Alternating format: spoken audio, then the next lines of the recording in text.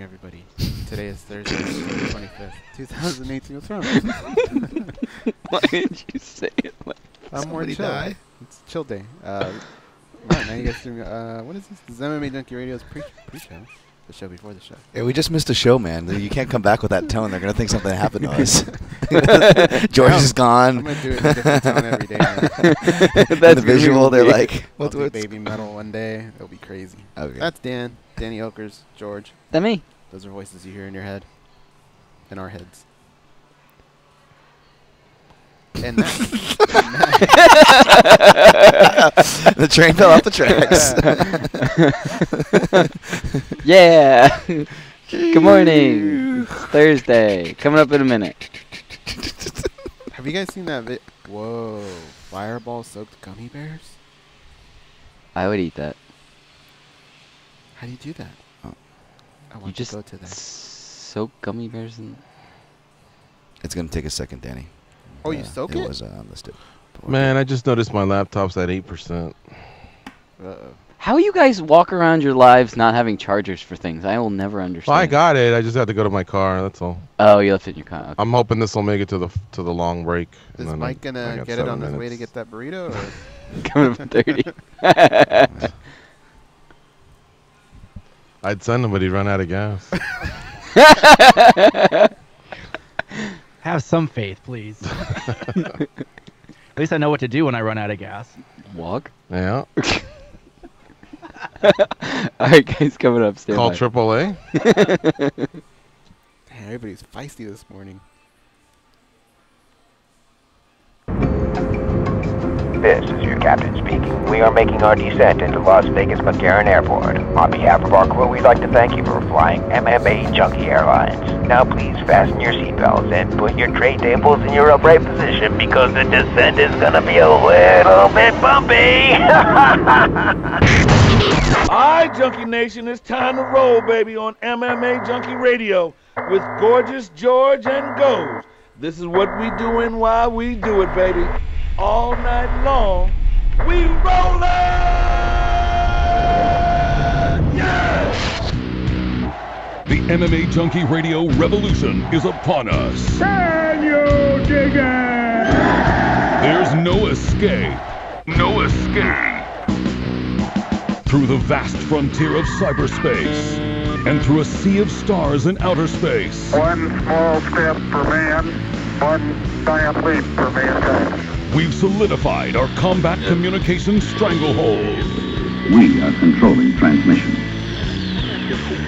With the use of MMAjunkie Radio and SiriusXM satellite radio technology.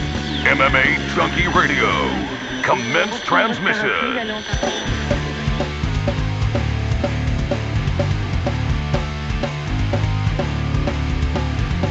Live from MMAjunkie Radio HQ in the fight capital of the world, Las Vegas, Nevada. Here are your hosts, Gorgeous George and Goes. What's up, Junkie Nation? Time for another episode of MMAjunkie Radio. I'm in Costa Mesa. The guys are in Vegas. One of the guys is in New York. And we're all back together again. The band, not in one spot, but the show. Thanks for putting up with us yesterday. We had to do a last-minute cancellation, but got a lot of positive feedback. Hey, guys, do what you got to do. We'll be waiting for you on a Thursday and a Friday, and here we are. So, Danny, everything okay with you guys out in New York?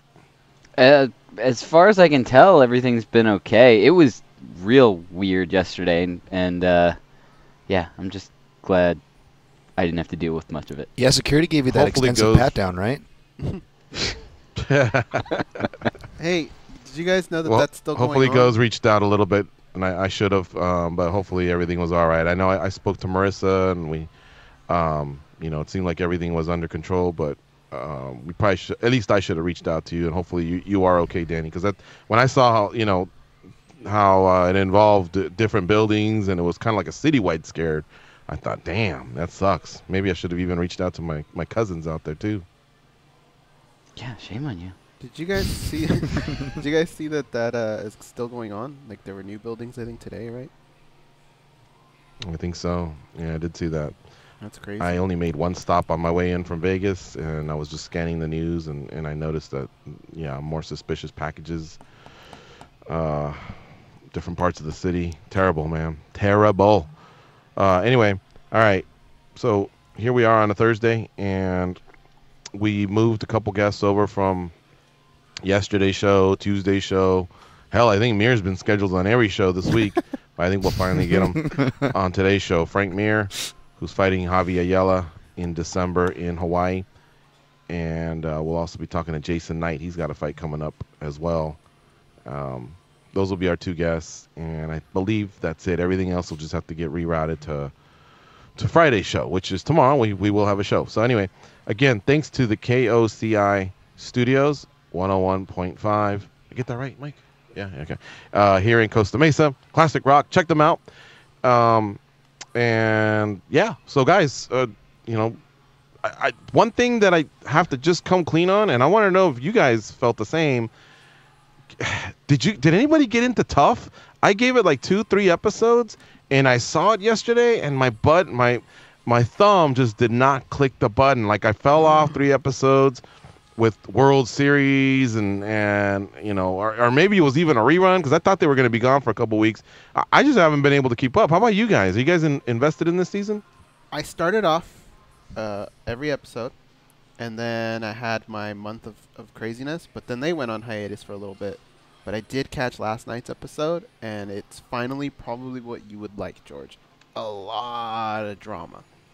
And then, well, I don't want to give it away if you haven't seen it, but there's a lot of drama, a lot of heat between the fighters in the house, and it starts to get pretty crazy, but then it levels out, and it's just not there the way other seasons have for me. I'm not hating it. Mm-hmm. It's just before, the second it would come on, I'd say, okay, I got to sit down and watch it live. I don't do that now. I watch it a little later in the night. Okay. You watch it at all, Dan? No, I haven't. I haven't tuned into it. It's just not doing it for me, man. You know what? All I want to see is promising young fighters, and I mean, they don't have to be like 21 or 22. I know there's some that start later in their career, but I just want to see that the UFC has a couple gems on their hands, and I can't really say that I saw too much of that in the first couple seasons. So that first, and then the drama obviously helps, but yeah, I was just thinking about that. Go ahead, Dad. What were you gonna say? I was gonna say I'm shameful, by the way, as a media member, not watching it and following up with the show. Although I do know many times I've kind of tuned out and haven't watched a full one since Tough 10, if that says anything. But I mean, part of me, as fans, and maybe this extends to the broader conversation, which obviously I'm sure we'll get into, is that I think it kind of is important to vote with our dollars because we see these crazy decisions being made regardless sometimes, but at some point, whatever organization, whatever network exec is looking at these numbers, they have to look at it and go, okay, something needs to change. We need to hopefully move in the direction like George is talking about, whether it's I want this from a product or I want that. And sometimes the best way to vote, especially in today's society, is with your dollars or your viewerships or your clicks. Yeah, this is true. All right. Well, we weren't here yesterday, but on Tuesday, if you'll recall, Dan from Morgan made a call to us, asked us our thoughts on Ben Askren, if there was any weight to the rumors that were out there of him possibly joining the UFC. And at the same time, he posed another question. He had heard that a former champion might be headed to one championship, and that was an episode that John Morgan co-hosted with us, and he had a little insight, though he didn't really confirm anything as fact, but yet it seems like that had other reporters, had their wheels turning, and I guess phone calls were made and messages were exchanged, and there is strong speculation now. I still don't know that anything's been confirmed that Demetrius Johnson will go to one championship and Ben Askren will join the UFC. Mm-hmm. So now that that's actually more of a fact than a rumor, what are you guys' thoughts on that, guys? And Dan? I mean, I like it. It opens up the possibility of a lot of... Dude, we brought this up years ago, the possibility of trades and how that could actually happen and how it would be fun. So the fact that... And this rumor... Not these two particular fighters, but this rumor has happened before in the past.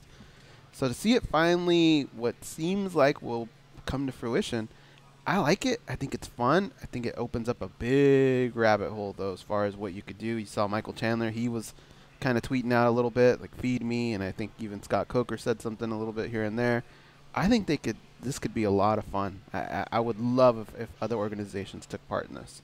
Kind of like in soccer with loans, like something like that would be fun.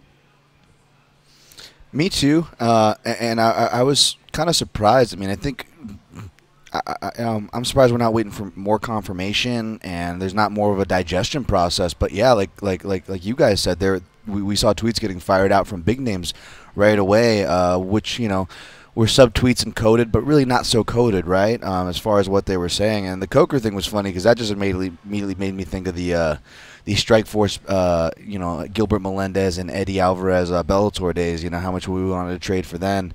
And all these things, it's going to spark a lot of fun conversations that hopefully we can get into. But I will say I'm kind of tempering my stance on it as far as seeing a quote-unquote market open up for this. I mean, it'd be cool to move in that direction for sure, but I just don't know how many circumstances are going to fit for it. Ben Askren is chirping left and right. Yeah, he is. If you're not following Ben Askren on Twitter, you need to get on that now. He woke up. Beefing with everyone. What's the latest?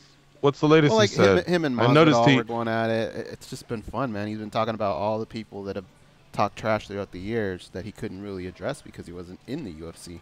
Now he's starting to chip back at some of these guys. It's pretty funny. I saw some stuff with Sajara Eubanks as well. But, all right. Now, we talked about, well, what do you do with Ben Askren if he does come over? And we've kind of already shared our thoughts, but I guess now that it's a little more factual or closer to, anybody changed their mind? I think the consensus was GSP and Colby. I think we're all sharp enough here to know that him versus Woodley's not happening. We can't really speculate much on 65 and 75 because it's just not open. So with the data we have at hand, he's a guy that's fought at 170 for a long time, and he probably, I think he could make 55, but I don't want to call that a fact because I don't think I've seen him there. Yeah, because he seems like an undersized guy that might be able to lean out just a little bit if he needed to for sure, right? But I just don't see 85 being a strong possibility at all. So let's just stick with 70. Anybody think of some new options, a new direction to go with this guy? And as far as Mighty Mouse, and again, tackle both questions, guys. Mighty Mouse going that way, is that the right move for the guy? Like, I just would have thought going after his title, which again, there's yet another rumor out there that 25 might be discontinued. I just thought that would have been his, what he would be consumed with the most, the rematch with Henry Cejudo. And if not, then a highly contested bout at bantamweight that puts him in the, puts him in the scheme of a title fight there, because who hasn't wanted to hold, belts and, whether it's simultaneous or at different points in your career, who hasn't wanted to add to their legacy when you talk about the great fighters like Demetrius Johnson? I mean, I don't think Demetrius Johnson's one of those guys though that's collected big checks along the way. So I think the flyweight division was just never really there. He didn't have that many dance partners to command big paychecks like that. So I think really what he's looking for now is probably just making big checks. He's already proved that he's one of the greatest fighters of all time, so there's not much work that needs to be done there. Yeah. I think now it's just all about cashing checks, and one championship probably just threw him a lot of money, and he said, time to get paid. Yeah, I agree with that, and it was just so funny. Again, shouts to Dan from Oregon, obviously, and shouts to John Morgan, who when he was kind of laying it out yesterday, like it really was like he was just playing connect the dots for me. I don't know about you guys, but yeah, like for the things that Goz just said and how John was laying it out yesterday, the dots connect pretty easily. It's now just kind of the digestion of it all, and seeing kind of how the fans are kind of split on it too is not too surprising. I mean, on these issues, I think we all know the MMA audience well enough. They're going to be split on both of it. But yeah, personally, I'm happy for the guy. I have no qualms about it. I mean, not about the flyweight division. We can talk about that, but yeah, I mean, as far as someone getting paid and deserving and whatnot, yeah. Okay. What about guys with with Askren? Any thoughts there? And sticking to maybe just 170 pounds, ideas in that regard? I mean, you can bring up anybody that's ever fought at 55, like a Masvidal or Cerrone, But what I'm saying is pick his matchup thinking about 170 pounds. There's just no room. There's no wiggle room because people want him to have that allure of not losing. So you can't match him up. Like I think it was Dan or somebody, or maybe Kevin, that brought up names like Usman. I can't remember who else he brought. Till. Yeah, those are great fights, but it's too much of a risk, and I just don't see the UFC doing that. So really, it's just that if you're gonna do that, if you have to, then I would say make it be someone like a Nick Diaz or a George Masvidal, because at least the hype will be there. But really, what I think, and I think the UFC has proven over and over again, it's just about those big dollar signs. So it's got to be one of them top dogs at the top. Yeah, I would say the same thing too. That's another reason why I was using the word temper, because I'm starting to do that math as far as okay, well now what's really going to make sense? Again, the UFC has their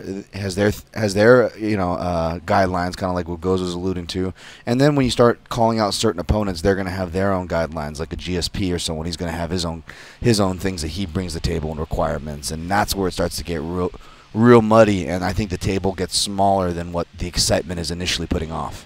Mm-hmm.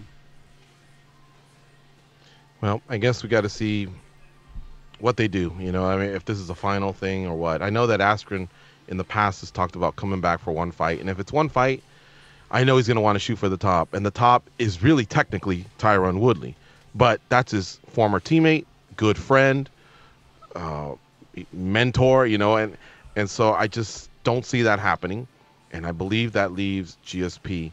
Now, the biggest fight out there is obviously Conor McGregor, but the only way that's a possibility is if Conor moves up and they do open the division. But see, we start going down a road of uncertainty at that point.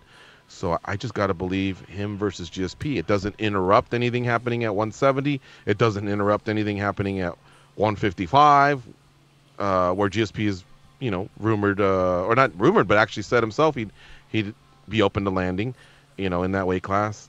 So I just think that's the strongest possibility out there, unless they give him some sort of a setup match just to make it bigger for an upcoming title fight. But again, that leads to talk about 65 and 75 opening up, and then the possibilities are endless. Demetrius Johnson. Okay, I heard what you guys said.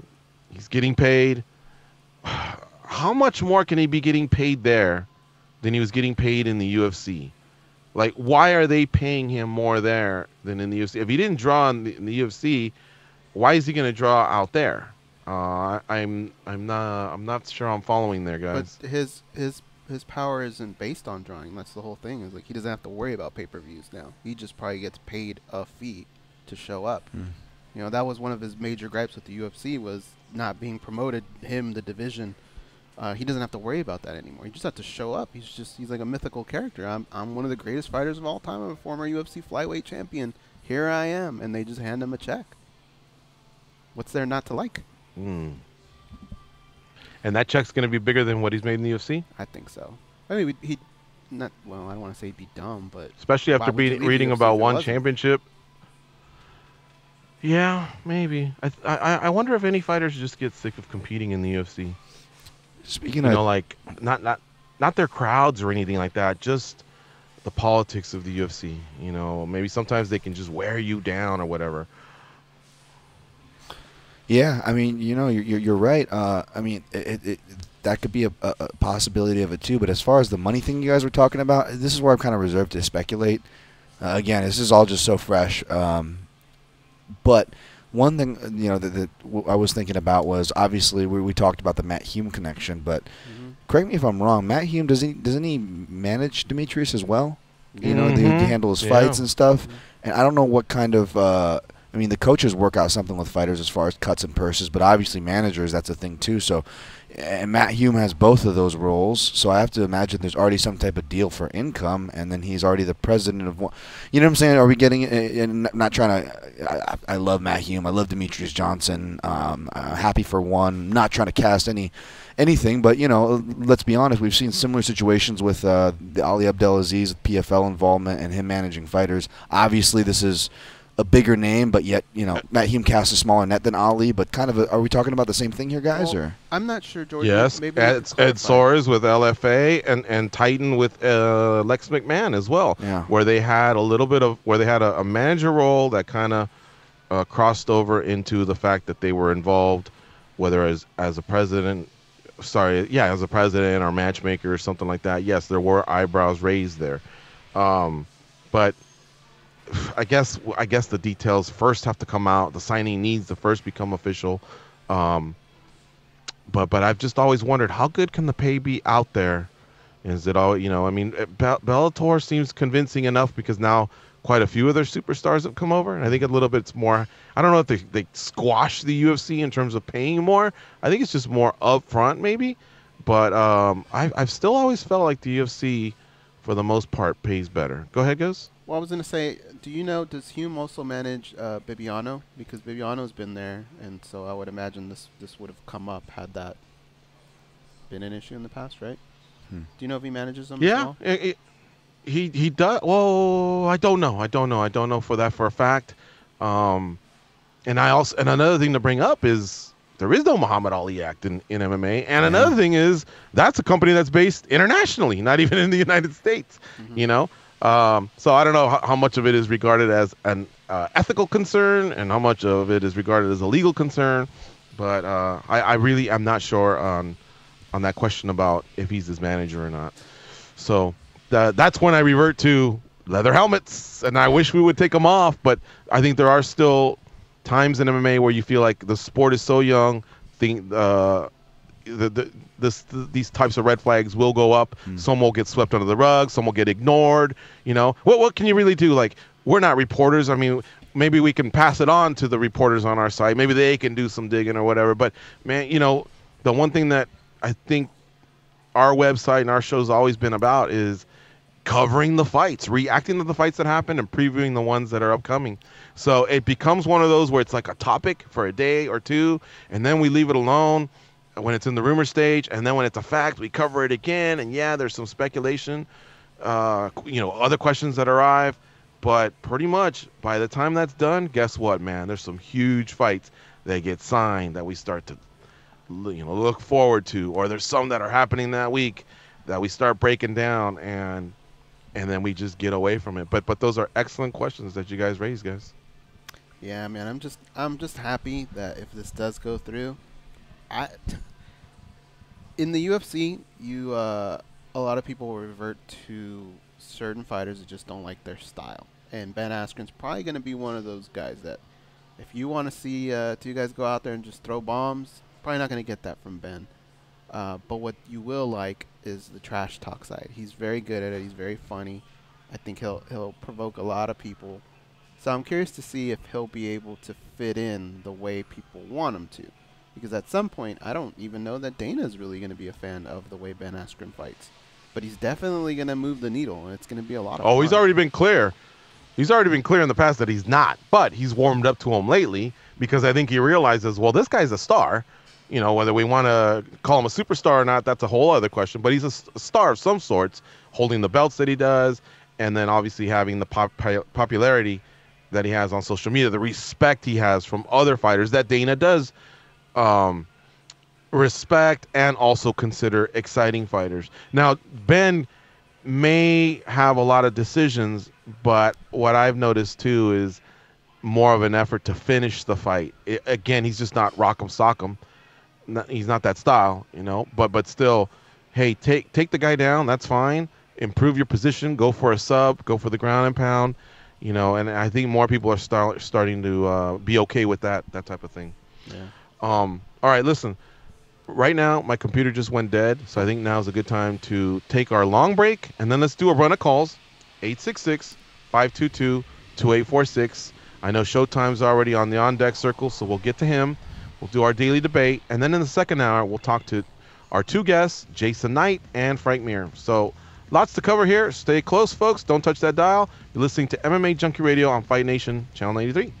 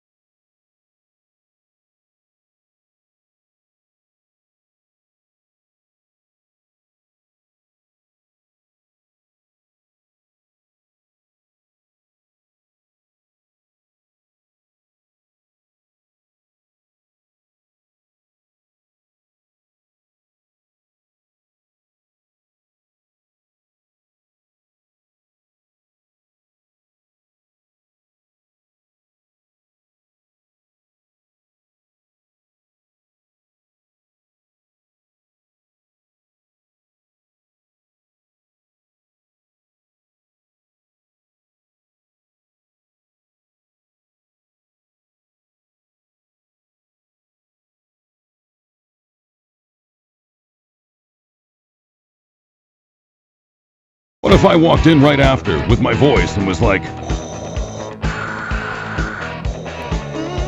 I'm your Uncle Walter. Can I get a lift home? That'd be crazy, right? Anyway, here George and goes. Get the radio channel numbers and a link to listen to your favorite NFL, college football, NBA, or NHL teams sent right to your smart device. Just go to SiriusXM.com/sports today and click Add to my calendar. All right. Goes, any comments on the Dodgers being down 2-0? Or what's your belief in your squad as they come back to LA? My belief is that they will come back strong and win 2 games in a row, and then we'll go from there. But it was rough because they had their moments, which really make me upset, but they just weren't able to pull it together. And it's kind of something that happened in last year's World Series, so we'll have to see what happens with the way Dave Roberts gets these guys fired up when they get back home. I hope, man. I hope. There's a lot of personalities there. What day does this go down? They're flying back, so tomorrow. Tomorrow? Yeah. Okay. Are you doing rally steak? No, because it died yesterday. Okay. Unfortunately. Okay. That or Dan, do you have faith in your Dodgers? Yeah, I was gonna say if go, I don't want to do anything to jinx it, but I was gonna maybe I should make or go out and eat my own steak and then not say anything, and then if they do win, I can come in here and take credit for it. You know what I'm saying? They're gonna make you eat it again. I've had like 5 steaks in the last 10 days. I'm hurting. Yeah. So whose day goes? Let me do that. Dante, Big Ralph, like they believe in the rally steak, so I would keep it under wraps. Okay. But you said it died. You're 13-2 with the rally steak. That's a great record. I know, but it's going in, but it's not coming out, guys. Get that drop, Danny. Get that drop, Danny. Yes. Okay. I can only eat so much. Now I want to, before we get to showtime, I just want Danny and Goes to have one more debate. You guys ready? Let's do it. All right. Mike Boyle, turn on your mic. I want Mike Boyle to be a judge. We're going to have a lot of judges about the same topic, but he hasn't heard this one before, so I want to bring it back. Danny, I want you to plead your case for why you think Dino from the Flintstones is a raptor, and Goes, you the Brontosaurus. Right. Go ahead, Danny, start off. He walks on Mike 2 Boyle, legs. you give us your opinion. He walks on 2 legs, and his front 2 legs or arms are shorter than the other 2. Brontosaurus, all the appendages are equal. My turn? Goes. Nobody has ever turned on Jurassic Park, seen Blue, and said, oh, Dino's in this? They just don't look alike. Dino has never been out there trying to kill people. That's what raptors do. They don't just sit there on a leash. Brontosaurus, however, if you make a leash big enough, he would probably sit there and be on it. Dino is clearly a Brontosaurus. Look at that long-ass neck. I'm going to bring into the courtroom the Jurassic World footage where Chris Pratt is treating the raptors just like dogs, just like hunting dogs. Okay. So with enough training, they don't eat every human. They don't eat everything. Dino's just trained. He's domesticized. Domesticated. That's the word I needed. All right. Clearly, you cannot take the word of this man. If you look at Dino, he has no claws. And what is the one thing that we all know raptors for? Them big old claws, right? It's just not happening, man. Dino is a Brontosaurus. I'll even side on the fact that if you don't want to call him a Brontosaurus, fine. But he's not a raptor. Nobody has ever gone to Toronto and said, hey, can I get a shirt with Dino on it? Now Goes is using my logic, because I said the same thing, and you guys jumped on me. I said, well, all right, let's say this. He's not a raptor, but he's not a Brontosaurus. It's the exact same thing I said. I lean more towards he's a Brontosaurus, though. I'm just saying, if you cannot do it... If you're going to go physical body parts, Dino does not have a long neck. Brontosauruses have super long necks. Dino has a long neck. What are you talking about? He doesn't have a super long neck. He's got like a raptor-sized neck. Though. Dino has never gone. All right. Mike Boyle, what do you think? Whose side are you on here? I'm siding with Goes. Yeah. Because I'm reading up on the Wikipedia, and it says that he's a he says something about Brontosaurus, Mm-hmm. and it's about Brontosauruses have oversized ribs. Oh my God. Ribs. Oh Yeah. wow. Okay. What? And then prior to Wikipedia, though, what were you already thinking? Like, what have you always felt Dino was? Just a pet dog. Like Brontosaurus, I would think. I don't think Yeah. of him as being like T-Rex or like Jurassic Park type dinosaur. So Gotcha. yeah. You just said All right, guys. T-Rex. His judgment is completely flawed, number one. Number two, if you look at the Wikipedia page, it doesn't say raptor or brontosaurus. It says the made-up dinosaur species that he is. Bam. I'm sorry. Corey's already Snorkosaurus. been, Yeah. Corey's already Snorkosaurus. been adjourned. All right. Friend. It's just one opinion. We'll do this throughout the life of the show. All right, guys. Danny, obviously I don't have VX, so patch in Showtime and whoever else follows him. What's up, Showtime? It's your time. Hey, what's going on, fellas? What up? What's up? Hey, you know what? I'm actually kind of excited about the move for Mighty Mouse, man. To be honest, I think he'll go somewhere where the fans will actually like him and actually appreciate him. He'll be like a mythical, he'll be a superstar there. Even though, just think about it, man. You got a lot of guys that don't like little guys fighting. They really just don't get into that over there. But one thing about the audience that he'll be performing in front of, man, they'll treat him like a superstar there. And just think about this, too. Think about probably what he'll be able to do in basically, promoting other stuff over there and getting paid a lot of stuff that's the little Reebok shit. That's not any money, man. So I'm thinking about how much extra money he'll be able to make outside of fighting over there as well, man. And my thing with Askren, it's a different weight class, but I would like to see him fighting a guy like Khabib myself. I think that would be an interesting matchup. That type of guy, that type of grappling against the sambo or whatever it is Khabib does. I mean, I don't know if he's going down to 55, but I like it, man. You get a guy that Askren did. Oh. So we may have lost. Oh, there he is. Well, I mean, yeah, I just think Askren has done as much as he can do. Yeah. Okay, thanks, Showtime, for the call. Go ahead, guys. Habib makes sense because it's USA versus Russia. You could tie that in. That'd be fun. But, man, until I hear the words come out of Ben's mouth that he's really interested in going 155, I think he would break for 165. But, I mean, 165 is really starting to sound like a pipe dream, guys. I mean, we talk about it a lot, but really the head honcho just doesn't feel it. So that name we just got to take out for now and stick to the big dogs that we know can happen. Okay. I just don't know that there's this long list of big name fighters in one championship. And I'm not saying I follow them all. Maybe you guys do. But I have just not seen Bibiano Fernandez, Brandon Vera, Ben Askren. I mean, are they killing it on the sponsorship side because they're big name fighters at one championship? Have you guys seen any evidence to this? Maybe Demetrius can, but I mean, I don't know. I don't know that that's just something we can speak so, certain about. Like, oh yeah, he's gonna go out there, he's gonna kill it. When it comes to sponsorships, I don't know.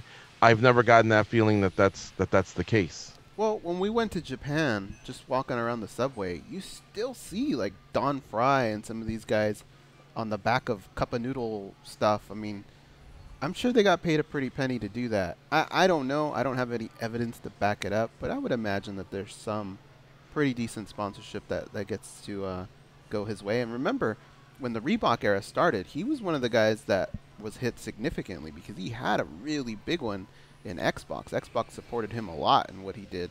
So who knows? Maybe that's the opportunity for something to come back like that. If you look at his Twitter handle, he changed it, and now it's more towards gaming. So who knows? Maybe it's opened up the doors for that.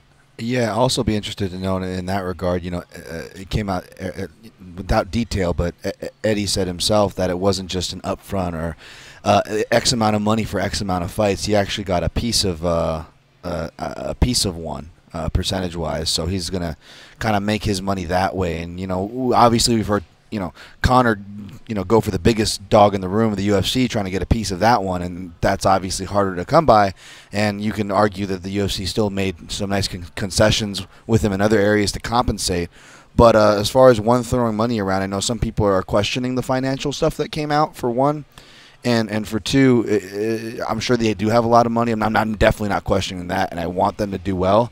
But the fact that they had to offer Eddie part of their own pie, you know, pay him out of their own pocket in that sense, makes me wonder that, okay, are they going to do that for DJ? And if they do that for DJ, how much of the pie can they keep offering fighters? You know, where is it coming from? And then more to what you guys are speaking, where's the end product? I know they have the one app, which is great and awesome. Glad they did that. One of the best ones.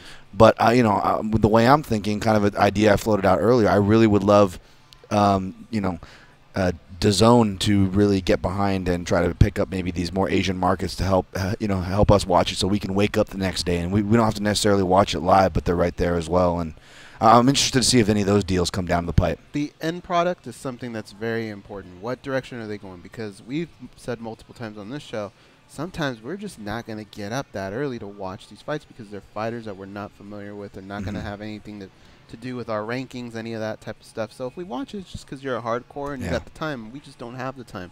So if the end product now includes a card that has Eddie Alvarez, Demetrius Johnson, bet your ass I'm going to wake up for that card. So it depends where they want to go with this, because you don't just pay out money and just hope you become popular. They've got to have some kind of plan. Maybe it is some sort of streaming thing with DAZN or something like that. That would make sense. But I'd like to hear a little bit more from the bigwigs at one and just kind of give us a little direction as to where they're going with all this. And one last thing, if they could go with a thing like DAZN or make those more North American-centric moves, then I wouldn't be surprised to maybe see, you know, them giving other guys a home who maybe want to do MMA commentary, to hear Paulo Ronaldo commentate an Eddie Alvarez fight, or an organization with soccer kicks would, you know, be something enticing, especially for the hardcore. Not to get too ahead of the conversation, but yeah. Right now they got Michael the Voice Chiavello. And who does Chiavello do it with, George? I'm not sure who his broadcast partner was. Jason Chambers. Oh, yeah, that's right. Yeah, that's right. Was part of the team at one point, but I don't think he's there anymore. So I don't know. I'd have to go back and check. I haven't kept up with their team. Yeah. Okay. Here's the thing, guys. The first time DJ fights, the first time Eddie fights, of course I'll go and check it out. Their app is wonderful, like Dan stated. But I just don't know. I mean, it takes two to tango, and I don't know how exciting the fight can be if they don't have the level of competition out there to make it exciting. You know, here's the strawweight champions. Okay, remember, they call the strawweight the 125-pounders out there. We call them flyweights out here. But the former strawweight champions are a guy named Amnui Shirkoki, Yoshitaka Naito, Alex Silva, Yoshitaka Naito, and then Joshua Pasillo is the incumbent. The flyweight division, which is 135 pounds, and I'm sure Demetrius would fight 135 out there, I've only heard of Adriano Moraes.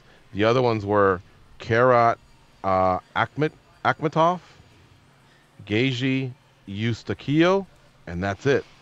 So those bookings, other than maybe DJ versus Adriano Moraes, it's not going to get me that excited. Now, if this is the beginning of a lot of one competing for certain fighters to come over from North America, Europe, and South America, then hey, I think we have to give them a chance to see how they stock up those shelves. What other fighters are they going to bring over? But if it's just these two, I'm just not as excited as everyone else. I'm sorry. But I will always watch their first fights just to see how they're treated, how they're received. I hope the best for them. But I just felt like it was two guys that were doing very well in the UFC. And I always felt like if you're a champion in the UFC, once you start making a little bit of that pay-per-view money, I don't know that anyone else can pay you better. But maybe I'm wrong. It's just it's such a big gamble, because you're right. If you believe in yourself, that you think you have the talents to become a champion again, then yeah, you just roll the dice and try and do that, because you can make a lot of money with UFC. But both these guys have been champions, and I don't know. Maybe there's just something in them that says, I'm done putting my family through all this type of stuff, putting my body through this. Maybe I could just get a couple easy wins over here, make more money. I mean, who hasn't taken a shortcut in life? You know, these people aren't any different than we are, and I know I've taken shortcuts in my life, so whatever, man. If they get paid more, good on them.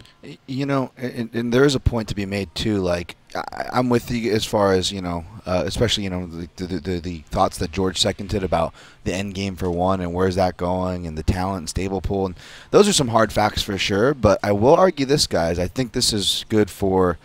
And again, I don't want to speculate too much, but I do think it's ultimately good for MMA overall, all the organizations, and our quote-unquote sport that we cover for this. Eddie Alvarez made this point, saying that as far as the competition in one, hey, everyone's got to win their title somewhere. The only reason why I became a commodity to where I could be such a big moving free agent was because I went to these other organizations.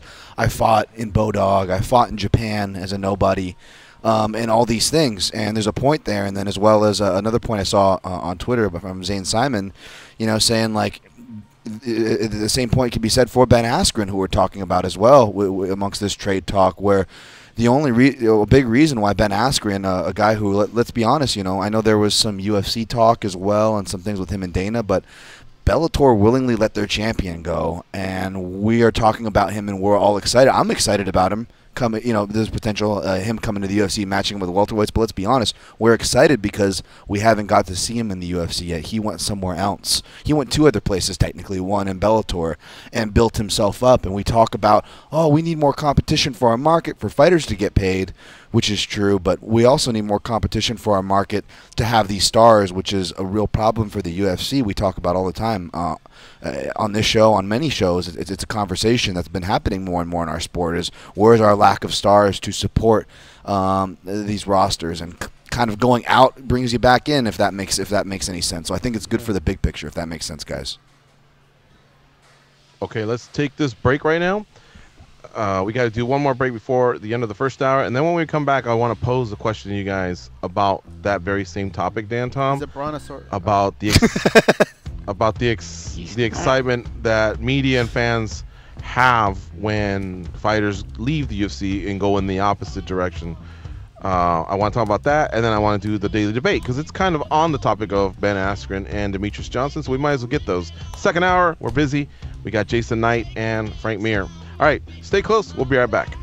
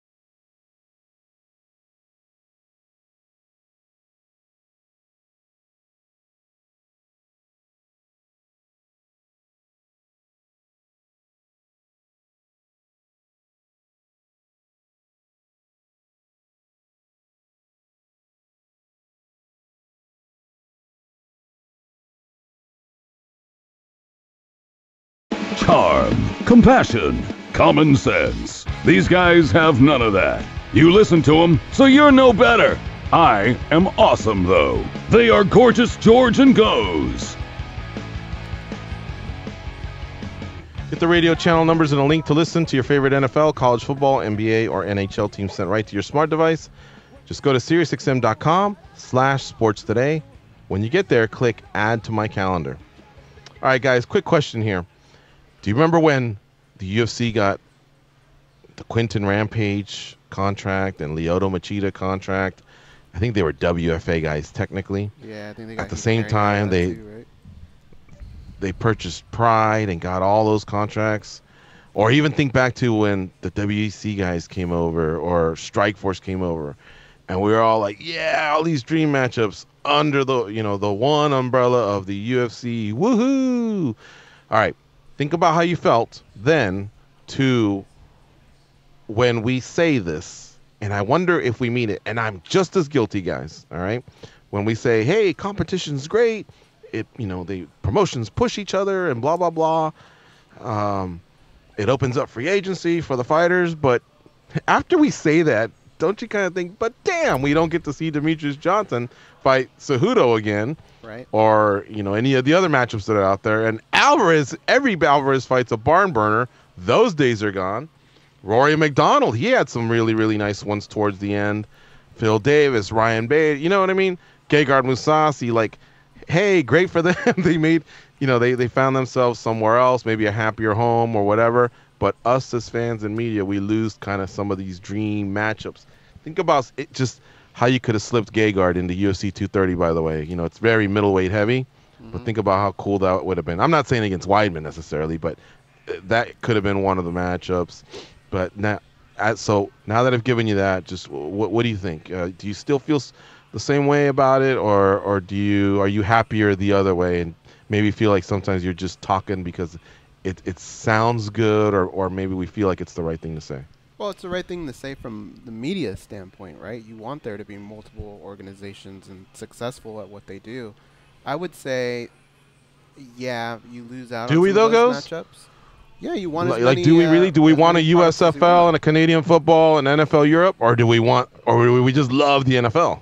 The NFL's not ran the way the UFC's ran, so it's just different. So in this sport, I would believe that you want more organizations out there, you want more news. You just don't want to sit there and wait for the UFC to feed information all day. But I would say, perhaps you lose out on some of these matchups, but maybe it's some of these key free agents that allowed for there to be a Bellator heavyweight Grand Prix, a welterweight Grand Prix now. So there are some things that we've benefited from. But you're right. I mean, if I were just a fan, I'd say, yeah, this sucks. I mean, I don't care how much Drew Brees is getting paid. I don't care if he gets an extra $2 million or whatever. I just want to see him out on the field. I want to see my guy play against some of the better teams in the NFL. That's the way I would look at things. I definitely don't care how much LeBron James gets paid or anything. I just want to know that the Lakers are good. That's from a fan standpoint, but I guess maybe somebody covering the sport would probably look at things differently. I don't know. How about you, Dan?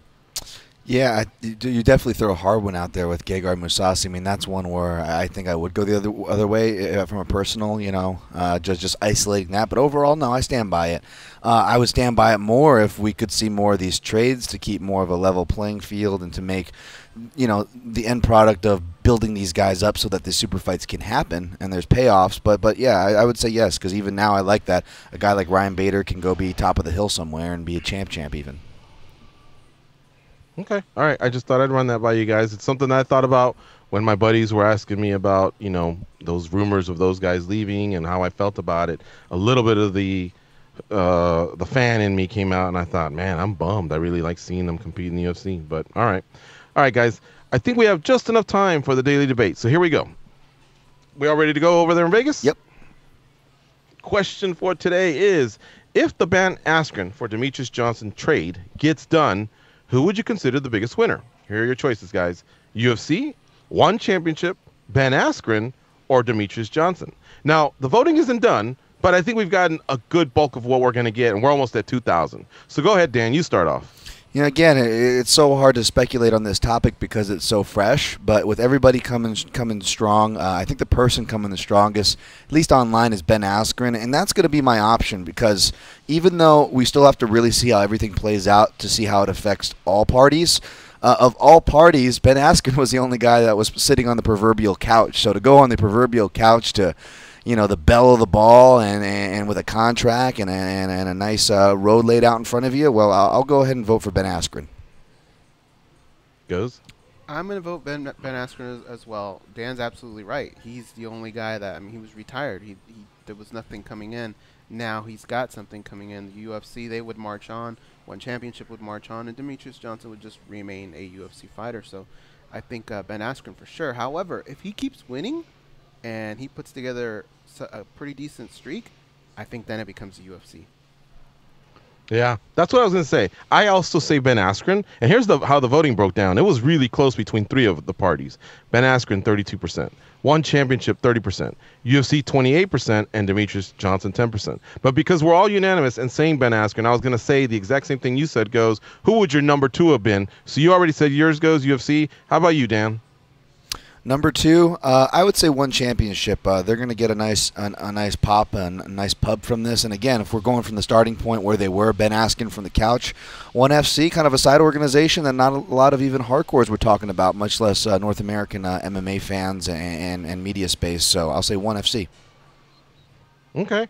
I'm going to go with UFC, but it only hinges on if Ben Askren peels off a win or two, because one thing the UFC is huge on is they need superstars. Those are the ones that fill up co-main and main and sell pay-per-views. And anytime they can get their hands on one, then I think that's huge for them. So I guess, it would hinge on if Ben Askren keeps winning. And that's not hard to doubt because he is undefeated and he has become a world champion in two different organizations.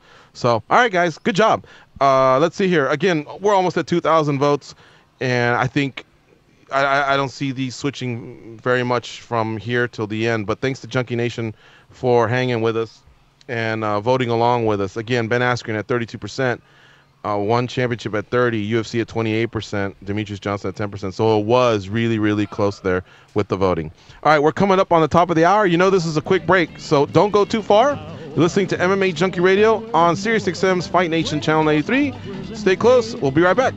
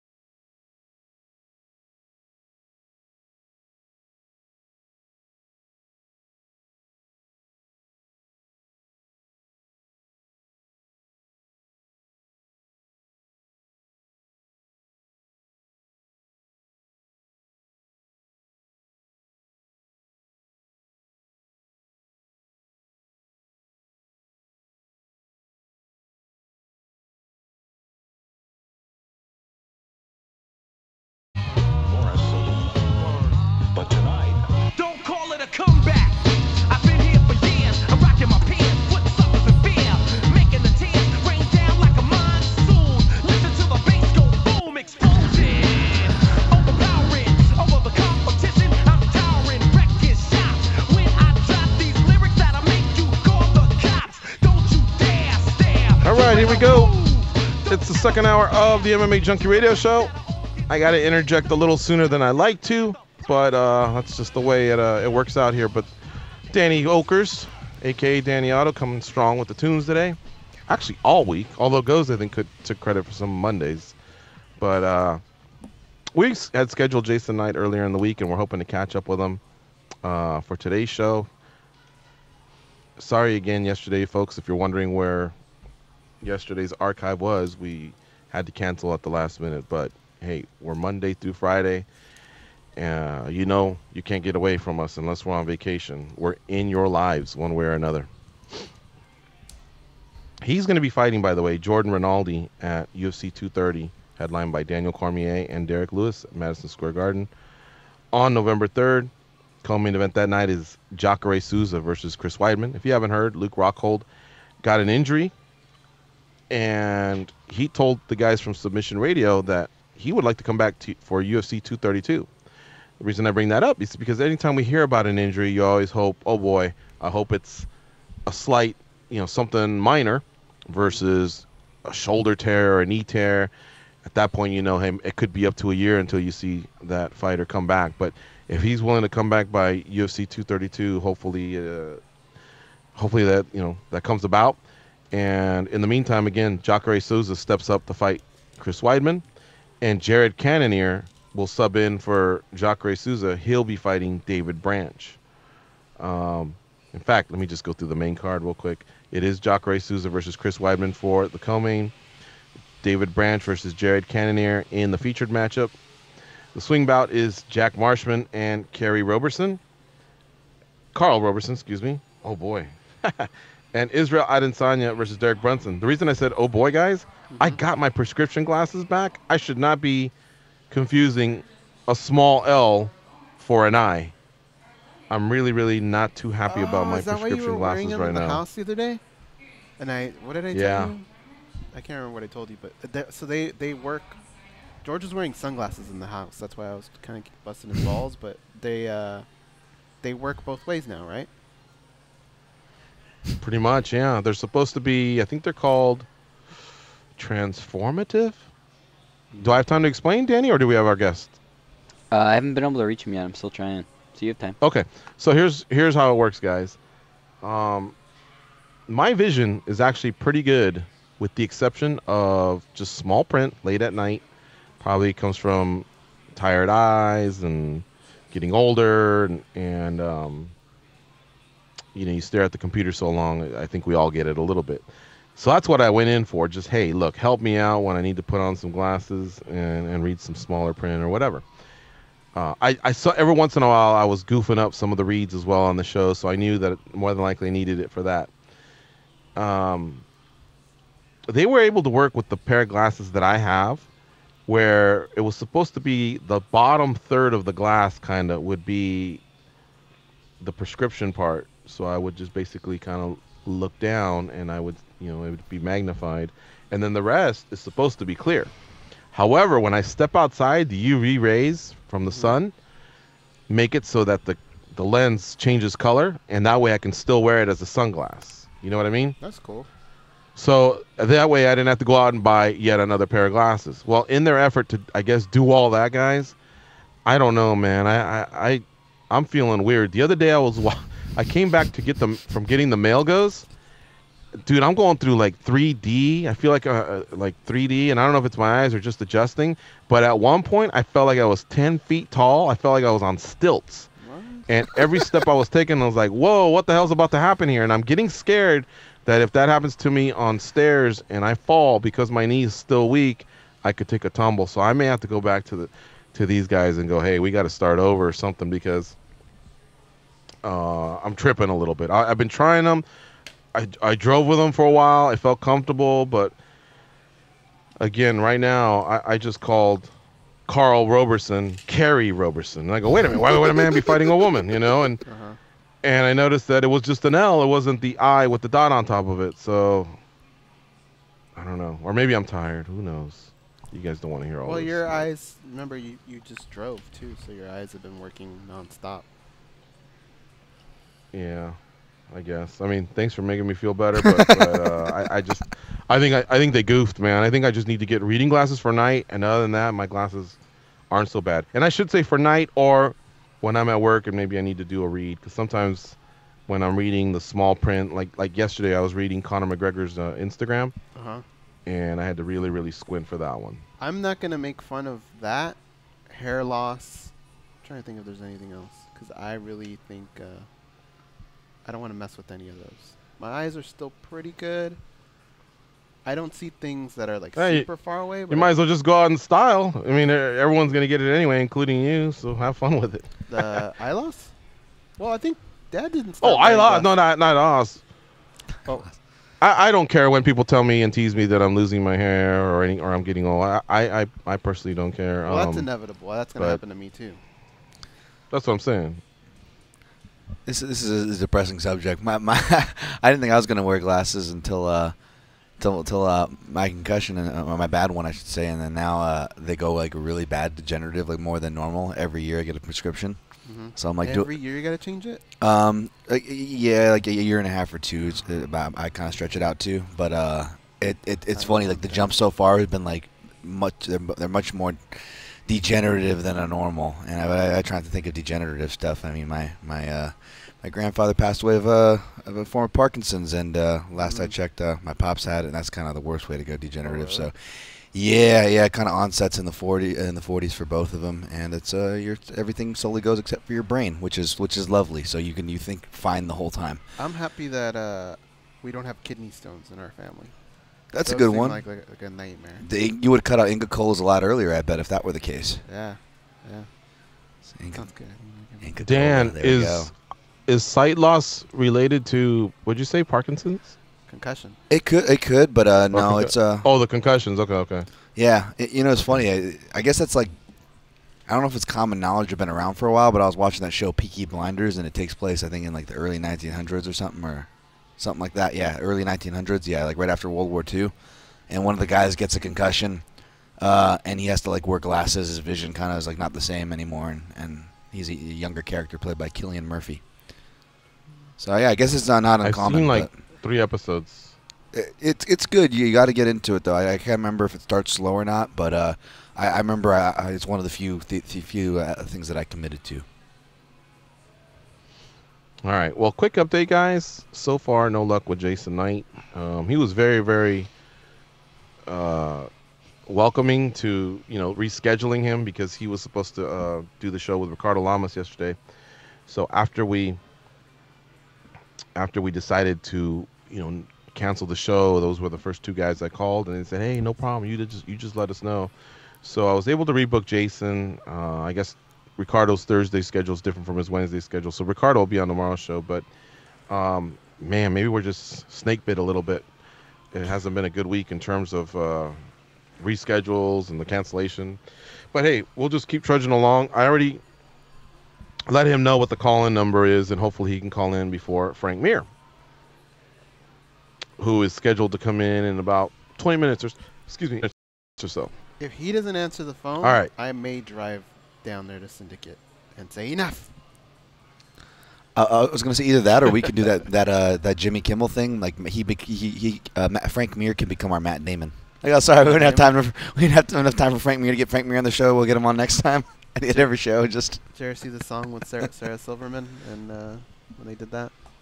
No, I didn't see that. Dude, you gotta pull that. I gotta see that. I did see that. Goes all right, guys. So here's some news. I want to give some love to these organizations. Paddy Pimblett, he gets Donovan Desmay at Cage Warriors 100. I want to congratulate Cage Warriors for getting to 100 shows. They were, broadcast partners of us for many years, and that's in fact when we started interviewing Conor McGregor. Was before he came to the UFC, and he was a multi-division, multi-weight class champion there at Cage Warriors. So we had him on a few times back before he was even, the superstar that he is now. Also, Brandon Vera, after almost 2 years, will finally defend his one championship heavyweight title versus Mauro Cirilli. Now, what I want to ask you guys, and again, I don't mean to pick on these organizations, but back in the day, we would get pumped up about some of the Cage Warriors bookings, and the reason was because we were covering them, and I guess there maybe wasn't as much other MMA tugging at us, and therefore we could pay it attention. It was on our website. And then Brandon Vera was a light heavyweight for the UFC that we covered for many years. We enjoyed it when he got booked against another fighter. Now he's moved over to one. He's become their heavyweight champion. He hasn't defended in 2 years. But with these announcements, how does that, what's that do to your palate? Like, is that something like, oh, mark it on my calendar, I want to tune in? Or are we all slowly not becoming MMA snobs, but only just being consumed, I guess, by whether it be North America-based mixed martial arts, or we're just UFC fans? How do you feel about that? Individual matchups you get excited for, but I mean, if you're gonna take the time to watch Brandon Vera fight, you're probably gonna have to take the time to watch the whole card. And that now you're asking for, as where like boxing, I can tune in and watch that fight. It's gonna cost me maybe 45 minutes at the most. If I'm tuning in for an MMA card, it could cost me up to 7 hours just sitting there the whole day. That's a lot of my day. So it's really difficult. Dan, I think you have to do it more than any of us. Yeah, it's tough. I mean, it cuts my viewer watchership to what you guys were saying as far as, like, you laid it out perfectly, goes as far as even, like, for people in the media goes, as far as that goes, like, you know, staying up to watch the shows late. It's kind of one of those things where if you're hardcore and you have the time for it, because it just takes up so much of your viewing schedule. It's hard to watch other sports. I know that's something, George, you've mentioned on the show quite a few times. And for me, I don't follow other sports even because of it, and barely watch movies. I'm still trying to catch up on Deadpool 1, much less 2. I mean, it's bad, man.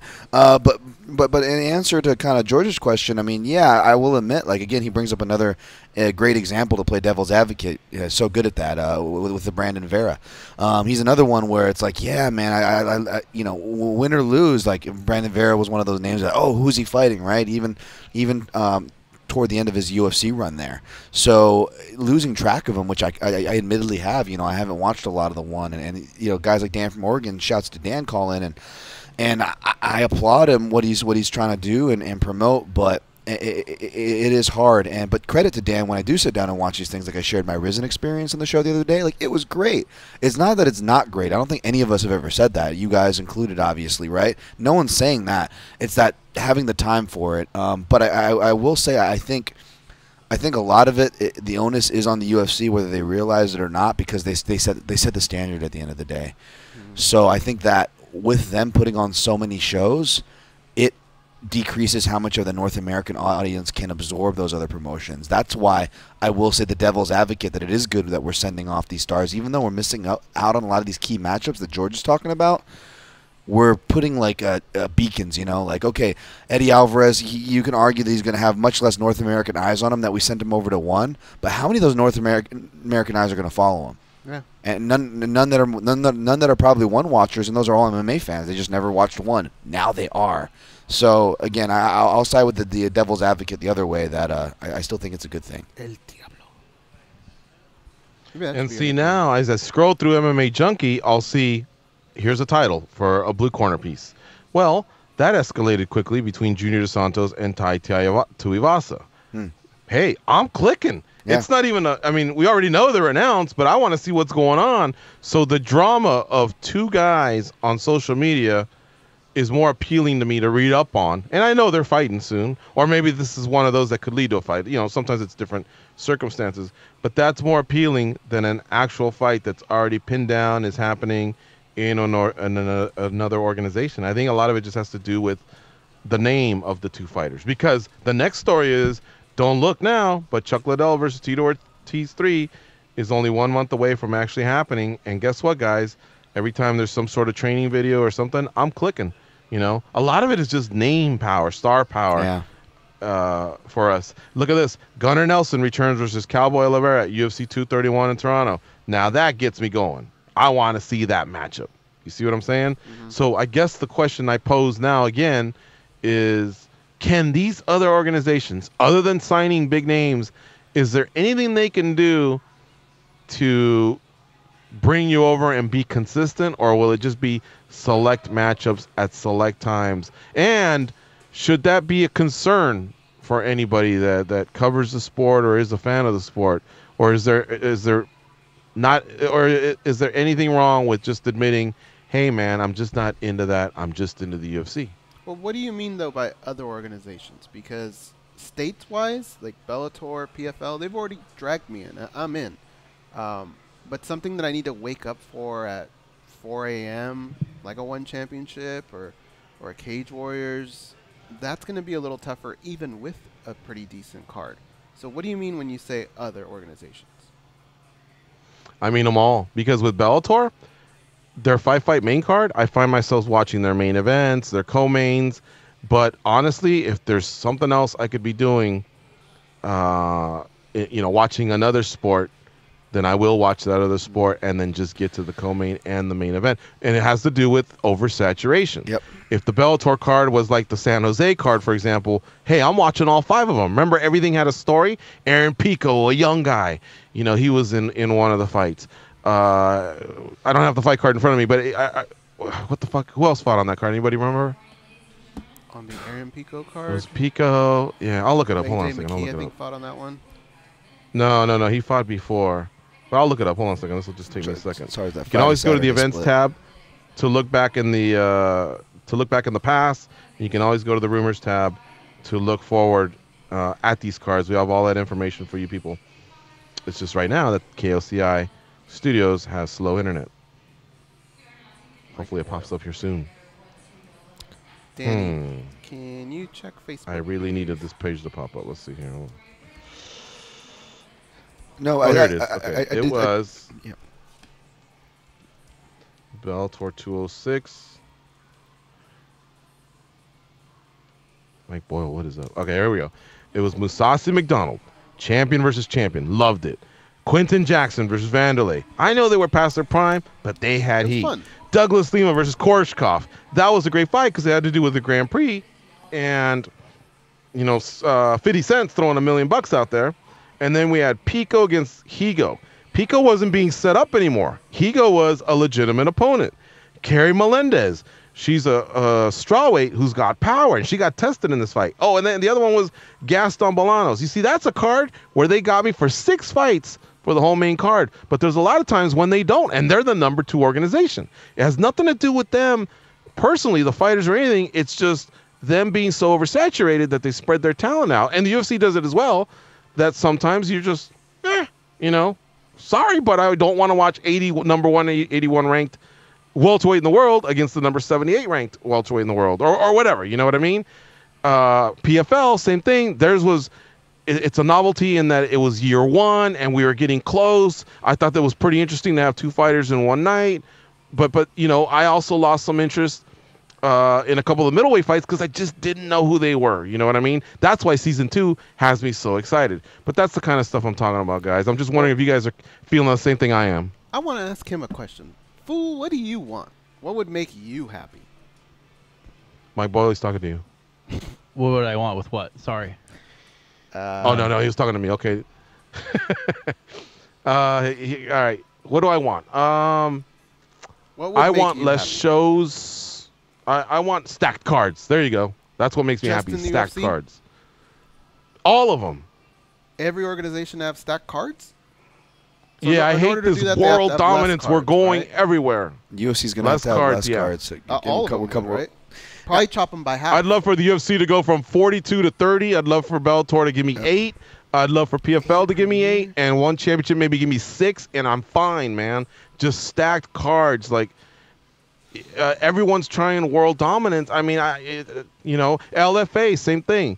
Every week is tough to just keep track of who's who, but there's certain matchups that kind of build up, and it's nice. That's why it brings back to my point that why the UFC, they set the standard, and that's why I think they need to just have, I hate to keep beating that drum that many others beat as well, but they just have to have less shows.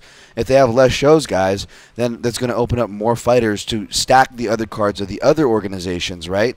And let's be honest, George used a great example of that Bellator card, but you take half those names, even guys like a Vanderlei and like a Quentin Jackson, we throw that on a UFC card, it wouldn't be that argument. It would have been like, now it turns into, oh, look at the stacker. Oh, look at they're trying to, because granted, UFC gets a lot of unfair criticism their way as well, and this would be maybe an example of it. But if the UFC put that on, they'd be like, we'd be complaining like, oh, look at they're marching this guy trying to, squeeze the last out of that sponge, or, and it's kind of this double standard we have. Whereas I think, you do less shows, and then everybody else has more of the pie. There's less people competing for the attention. You have more time to watch it. But ultimately, guys, with the trade talk, with what we're talking about here, for me, it comes down to two things. Parity and now I can't think of the other thing. But parody, the other thing will come parody because we have, LFA, RFA, a lot of these parodies will end up coming together. Bellator, we had Bama Cage Warriors, right? Shuto Pride. The market springs up in different places in the world, but there's always parity to it, and that parity creates competition, which creates healthy growth. And in certain parts of MMA, we were able to have fun fights, or at least talk of fun fights, guys coming over, the Pride UFC, Shuto Pride, so on and so forth. And now with one UFC, as far as this trade goes, so I think we need that parity.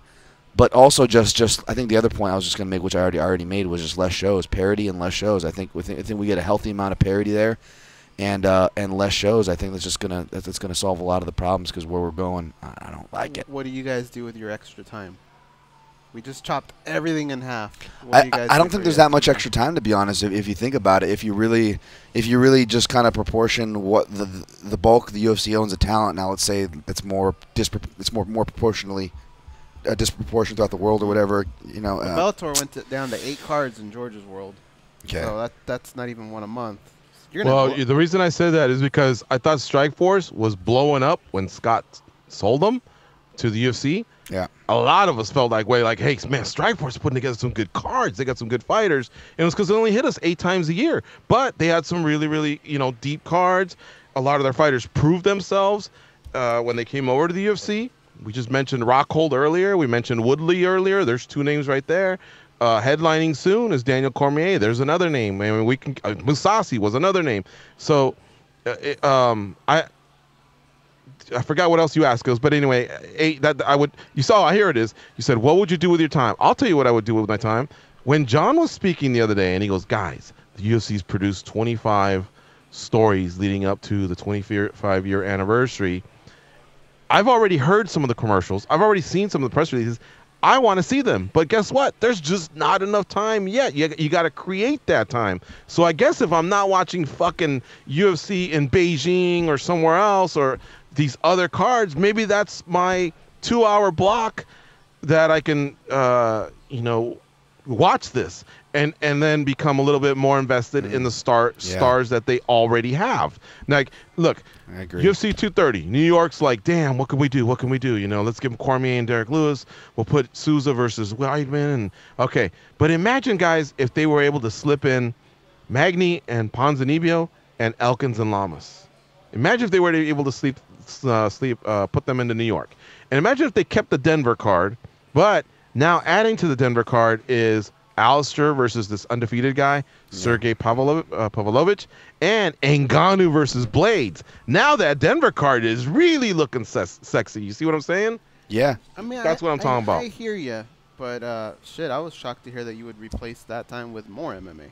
I thought, if anything, you'd just rather watch more fights. Well, no, look, because Argentina and Beijing are going to take, we'll come by the countries. China and Argentina are going to take about 7 hours out of my day, all right? Yep. All I said was I'd invest 2 of those back into finding out more about Ngannou and Blades and their stories, or these stories that the UFC produces or whatever, or maybe going back in the vault and just seeing a classic, or but that also leaves me 5 more hours where I can use that for maybe a half hour, 45 minutes to something Bellator's got coming up, or maybe just something for myself, my growth. Maybe I go to Extreme Couture and do some work there. I don't know, but you don't have to reinvest the whole thing back in MMA. But I'm just saying MMA really sucks a lot out of you, and I know a lot of times the promotions are like, well, what can we do? What can we do? What can we do? I think all of them really need to just strip down their product. Yeah, I agree with that. I think that's a great point you make, George, because something that I talk about as far as narrative and the story, we don't have enough time for those. I would say it feels like we only get one good fight preview a year, especially with this whole WMEIMG or Endeavor, however you want to say it now, backing. I figured we'd have more of that Hollywood production, but I always point back to the Jones Cormier 2 trailer, how good that was. And if we're going to lob that criticism to the promotions that they need to put more time into that, and that's going to be key to their success, George is right. It would be why, I think that the extra allotment of time would allow us, because us as media and as fans also have to reciprocate that if we expect to get invested or expect other people to get invested. But real quick, I remembered my second point, guys, and it was something I kind of already touched. Was one was parody, which I explained, but the other was a middleman, which I kind of already touched with things like DAZN. Because another big talking point right now is with the direction we're talking about as far as what direction our sport is moving in, is we're moving away from pay-per-view and more towards streaming services. What could that mean? Does that mean we're not as we're not going to be that big, even though we're going to networks like ESPN, are we not going to be that big sports fixture that's on all the mainstream networks that Dana White was and UFC was boasting? And this is kind of a talking point right now. And I think that the silver lining, that if we are moving to a streaming services, if these trends like DAZN and Fight Pass are real, I think we need more of those to be the middleman for things like George were talking about. Like, okay, at best we're still going to get like a main and a co-main event that maybe I want to see at one, but I don't want to have to stay up for. That's when it would be useful to have your Fight Pass queue. You have it waiting for there in the next morning, like these specials. They're kind of just sitting there in the dock. And if DAZN did that and could take these markets that we don't access and kind of be that middleman, I think that would be great. And also middleman as far as trades goes. These organizations need to allow for business for both ends, to be able to do trades or nice one-offs, champion versus champions. That's just my thing. Middlemen and parity. All right, guys. We got to get ready for Frank Mir, so let's take this break. It's MMA Junkie Radio on Fight Nation Channel 93. Stay close. We'll be right back.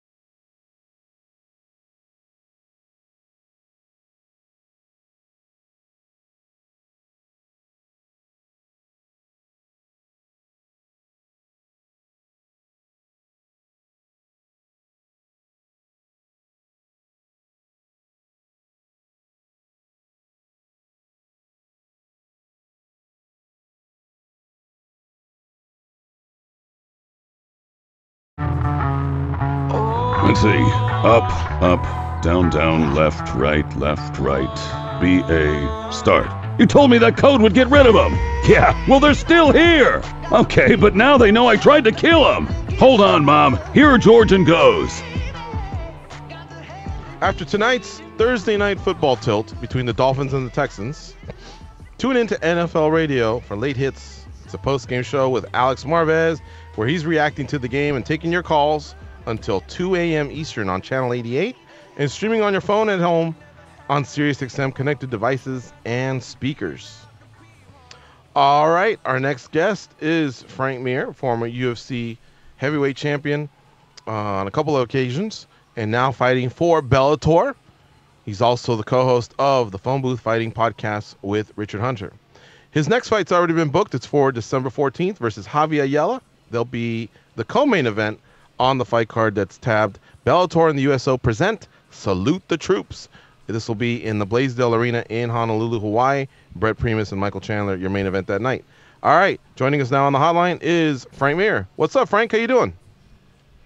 Good, man. How's it going? Good, man. Welcome back to MMA Junkie Radio. You're on with George, Goes, and Dan. Hey, talk about that. Yeah, I mean, aside from Hawaii itself, I'm sure the Mir family is ecstatic about that location.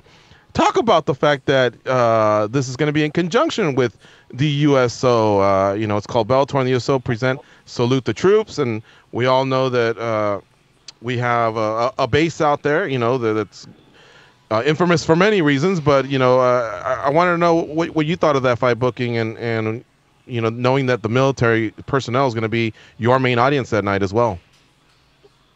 It actually worked out for a lot of reasons. And probably one of the more important ones is on a personal level. My wife and I's anniversary was December 10th. For 15 years, we're coming up on in marriage. So we actually had a vacation booked. So when I got the phone call to fight on the 14th, I haven't fought since April. I'm not going to say no. I've been waiting to get a fight. And so I had to give her the bad news that, we're going to have to postpone celebrations. And then a couple of days later, when I found out that it was in Hawaii, I actually, made the joke to her. I'm like, hey, it actually worked out. Look, we're going to go to Hawaii for the anniversary. All right, nice. And they get to foot the bill of the travel and the hotel. So you made out there. Yeah, so go out there, get paid, work, and personal vacation. Hey, I really like the Javi Ayala booking. He's a tough customer, man. He gave Roy all he could handle. He upset Sergey Karatanov. What'd you think of the matchmaking on Bellator's behalf, you versus Javi Ayala, former wrestler, tough NorCal fighter? Yeah, you know what? I think he's extremely athletic, too, on top of that.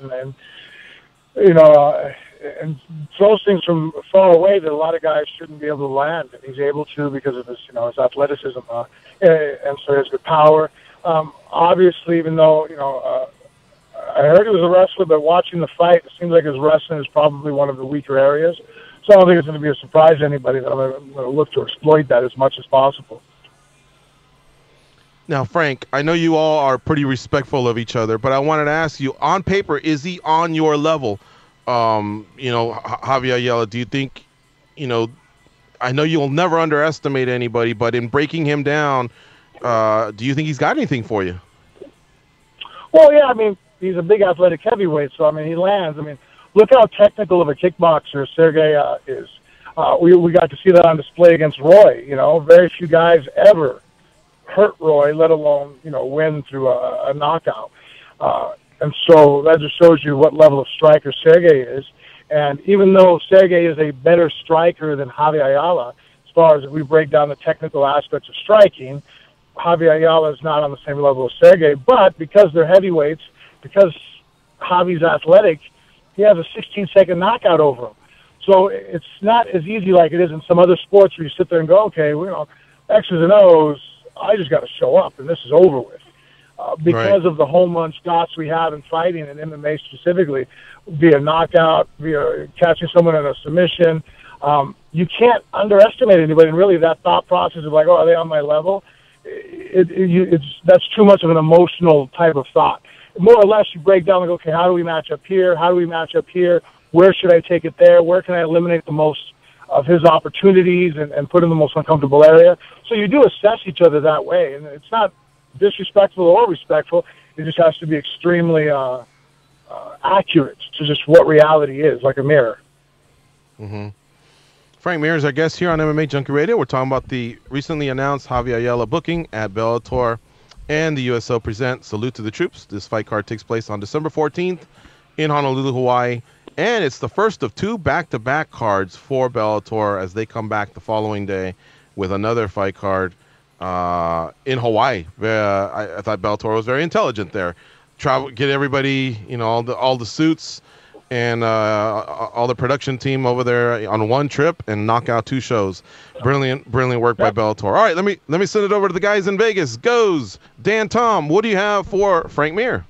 Frank, we haven't seen you in the cage for a while, but that doesn't mean that we haven't seen you compete. You've been competing in grappling, and we've seen you at 2 events. Can you talk a little bit about what that's done to kind of keep you sharp, and if that's something that you will continue to do when you're not fighting in the cage? Yeah, it is something actually I want to pick up on more. I think in the past, because fighting always took a lion's share of my energy, and now that I'm getting older, I probably won't fight as much, but I need to still compete and still be able to. There's a certain level of conditioning that I receive, that I just don't receive in practice, that I receive in training. And it never became more evident than when I grappled just with Forrest this last weekend. Forrest and I have trained together since, I think, 2005, when he first came off the show, and he had keys to the Ultimate Fighter. I'd show up and work out down there, and then eventually he came over. We've just trained over the years constantly in the same gyms, sparred together, many, many hours, sparring and wrestling. But so he's somebody I'm used to. But even with a stage set up and us really trying to beat each other, like I'm trying to win, even though it's somebody I'm familiar with, those 3 rounds fatigued me. That was a lot, very similar to what it feels like to be fighting.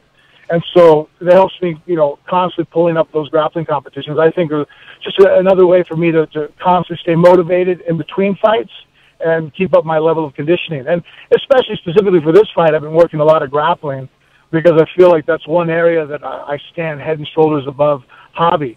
And, again, Sergey Kentaminov is a phenomenal striker, and, Javi caught him. He's capable of catching anybody then if he does that. So I really want to eliminate striking with him in the first round, make sure he's fatigued and tired, and wear down on his athletic ability, where I feel like I have one of the greatest advantages. And like I've always said, no one really accidentally chokes each other. People get knocked out all the time by luck, so. Who will be coming out with you to Hawaii? Who will be part of your camp for this fight? Well, actually, my daughter's going to be in my corner. That's one thing that, she wasn't too happy about having to go to Hawaii because it messes with her school, and she's a straight-A student, so that bothers her. My youngest is a straight-A student, too, but it didn't bother him as much. My middle son, he's happy to be going. But so Bella, I kind of told him, hey, I'm going to have a guy named Carl Prince. Princey, that I've known for the last couple of years now through the ACB. He's going to be helping me with my striking. And then I have James Horn, who's a jiu-jitsu black belt, helps me with my grappling. And then possibly Drysdale or John Wood. I just don't know yet what's going on, just because I train in so many different places right now. All right, there you have it. Frank, I'm glad Goes covered a little bit about the grappling, because that's 2 weekends in a row. Or not 2 weekends in a row, but it was twice in the span of maybe 2 or 3 weeks. We saw you versus Satoshi Ishii at Quintet, and then you versus Forrest Griffin. Where do you assess, by the way, where you stand amongst the grappling scene now? I know you're not trying to say you're the best heavyweight grappler out there, but just the way the sport's evolved all these years, and you're a very respectable black belt. How do you feel like you fit in with some of these top dudes? I think I do well, but obviously, I mean, unless I took off from MMA and trained it specifically, I don't think I could compete with the likes of like a Gordon Ryan. Like we saw how good he is in grappling. So pure grappling, IBJJF rules or the submission-only rules, I think I'm good. I'm not somebody that you can overlook. I think, though, that, I've spent almost 20 years training jiu-jitsu to work specifically in a fight-oriented environment. My arm bars are set up off people going for punches, not going for passes. So my game is not really set up for grappling specifically. And in fact, even in my last match, the first one with Ishii, I stood almost like an MMA guy. Like I started out like a wrestler, but then all of a sudden I started standing up straight because that's what I'm used to. And so that gave away his takedown. So then afterwards I looked down, one of the guys I coach wrestling with at my kids' middle school, Pat, he pointed out, he goes, man, you started out in a wrestling stance. He goes, then he just stood straight up. I'm like, yeah, I started thinking fighting, I guess, I'm not used to standing in a wrestling stance for that amount of time. And so in the fight with Forrest, that was an improvement I wanted to make. Like, all right, let me see if I can stay in my wrestling stance for 15 minutes, and be able to, it's more fatiguing, but let me see if I can, condition my mind to, under duress, make changes. All right, let's send it back to Vegas. Dan, Tom, what do you have for Frank Mir? Hey, Frank. I just kind of wanted to change gears for a second here, just because I feel like, we'd be remiss if we didn't ask someone like you this question. Obviously there's a lot of talk about trade right now with the ONE FC and UFC trade rumors, but we've revisited periods like this throughout MMA if we're talking about fights and a competition of other organizations. And you as a heavyweight, and particularly you as a heavyweight champion, you're one of those names that gets thrown amongst that as far as, I always wanted to see this guy fight this guy. And luckily for you, you've gotten to do that. For example, when Nogueira came over to the UFC, or you going to other organizations and, you getting to fight Fedor. So let me ask you, Frank, I guess, what is your opinion as far as that news, if you want to speak on that news, or more importantly, the climate of MMA, and it is having the parity of competition, having the lines open for trade, something that you feel is important for our sport and the direction it's heading? See, I don't know. I see the point of view for, one, to do with that. I mean, to get a hold of a champion like Demetrius Johnson. And then I guess I kind of see it from where UFC is coming from, too, because the fighter in me feels that, and the fan of martial arts, I'm like, how could you trade DJ? He's one of the most decorated champions of all time, arguably in the top pound for pound ever list. He loses one split decision to Henry Cejudo, and who he has a knockout victory over. You would think that's an automatic, rematch. And so it's like, wow, they're going to trade that guy? Like, that guy has all kinds of accolades and records, and he has been the flyweight division for the last few years as the first and only champion of that, weight class.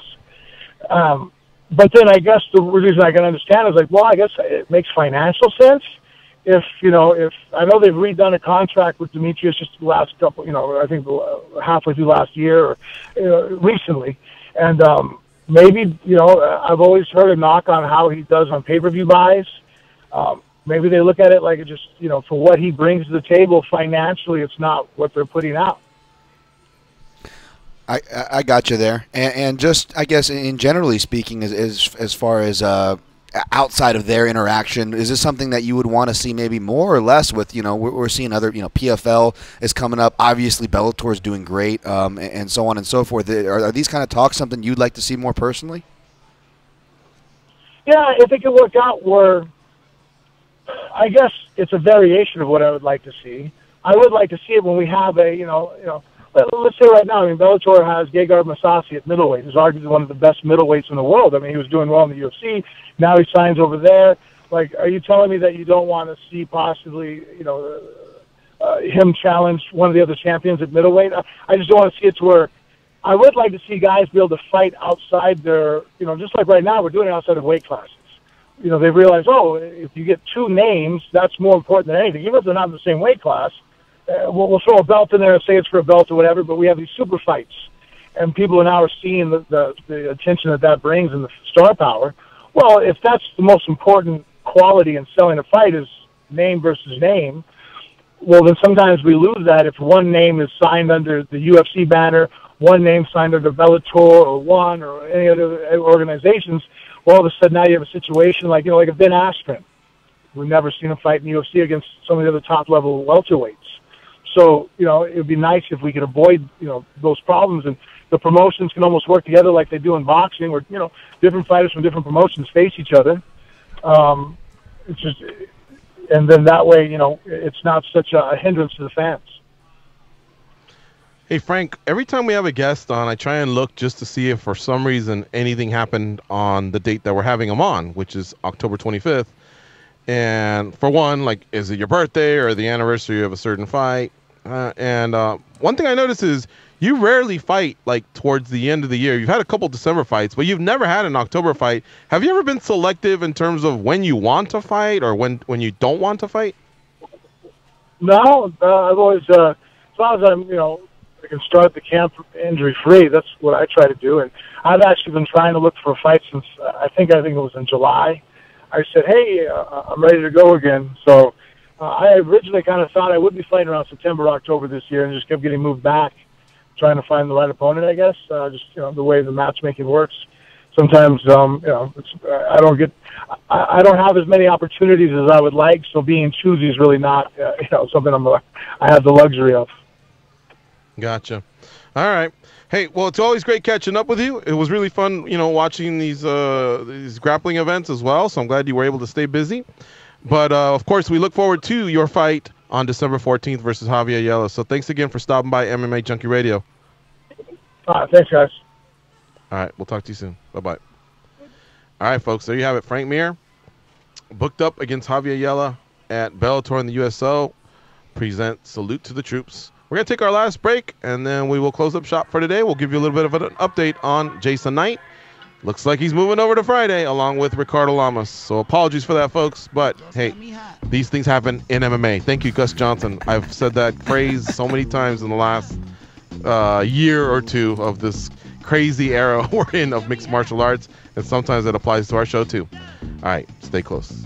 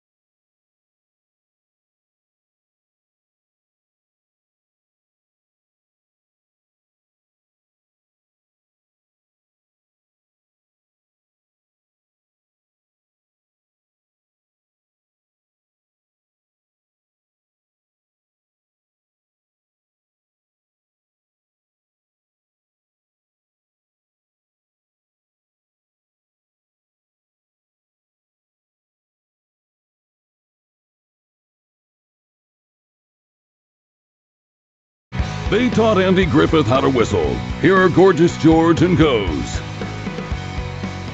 Get the radio channel numbers and a link to listen to your favorite NFL, college football, NBA, or NHL team sent right to your smart device. Just go to SiriusXM.com/sports today and then click add to my calendar once you're there. All right, big thanks to Frank Mir for his time. Richard Hunter goes, get the shout out for lining that one up. Again, Ricardo Lamas and Jason Knight will be on tomorrow's show, but I believe I'm going to try and get a few more guests. I think we've come up a little bit shorter this week than we have in previous weeks in terms of names. I like having a certain amount of names, and we've just struggled a little bit with some reschedules and things like that. So should be a fun-packed show tomorrow. As we lead into the weekend, we got the Moncton show in Canada. That's UFC Fight Night 138. And then the following week, we come back with a pay-per-view, UFC 230. So lots to look forward to in terms of actual fights that go down. One Championship also has an offering tomorrow, but they start early. So you want to get on the One Championship app, and I believe it's like a 4 a.m. start time. In fact, I'm going to do what I've been telling you all to do, to go to Rumors, and then that way I can quote you the exact time. But I believe on the Pacific time zone, it winds up being around that time. All right, correction. 9:30 a.m. Eastern on the One Championship app. Download it. It's free, and it's crystal clear. You'll love it. That's the main card. So that's 6:30 a.m. Pacific. But if you want to catch you some prelims, go to Facebook or Twitter for the One Championship promotion at 7:30 a.m. Eastern, and that's 4:30 a.m. for us. Now, that's just 3 fights, and then they go over to the One Championship app. So that's, again, tomorrow, folks. Live from Myanmar, the country of Myanmar.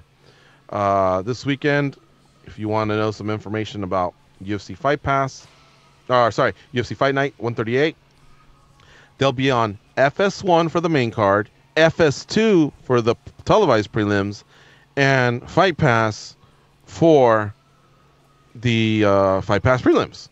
So you got to move the channel around a little bit, but that's the way that'll work out. Yeah, so that's it, folks. All right.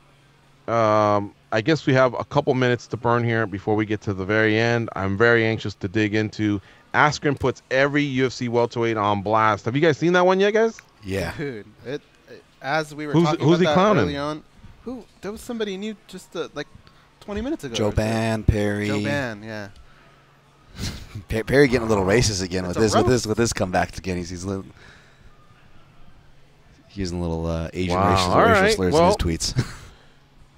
He's stirring up the pot a little bit, and we did say that you may slide him a little bit for his fighting style, but promotion-wise and you know, getting under people's skin, he's right up there with some of those other guys that we considered good, you know, shit stirrers or whatever you want to call them. So I just don't know if Joban and Perry are the type of guys the UFC will book them against. If he says, hey, I'm committed to 4 fights, then yeah, I could see them going the route of a top 10, top 15 heavyweight maybe. But if he's only going to give you 1 or 2, then I right away I see GSP in his future, or Colby maybe. And that's only if Woodley can't go, because Colby has every right to say, I'm next for Woodley, the same way Ferguson has every right to say, I'm next for Khabib. Oh, definitely. And he's definitely going to play that card. He's got to. There's no other choice there.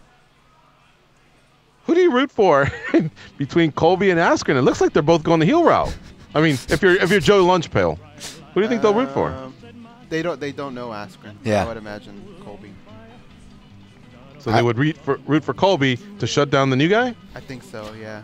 I think they'd root for the new guy until they realize their politics are actually strikingly maybe similar. All right, let's get on out of here, guys. Big thanks to KOCI. That's 101.5 here in Costa Mesa, the beach areas. Check it out. It's classic rock. Thanks again, Mike Boyle, for always opening up your doors. We'll be back tomorrow as well. And the guys over in Vegas and New York doing their great work as always. So big shout out to Danny, Dan and Goes. And with them and myself, we are out of here. We'll see you all tomorrow. Until then, go out there and be a champion.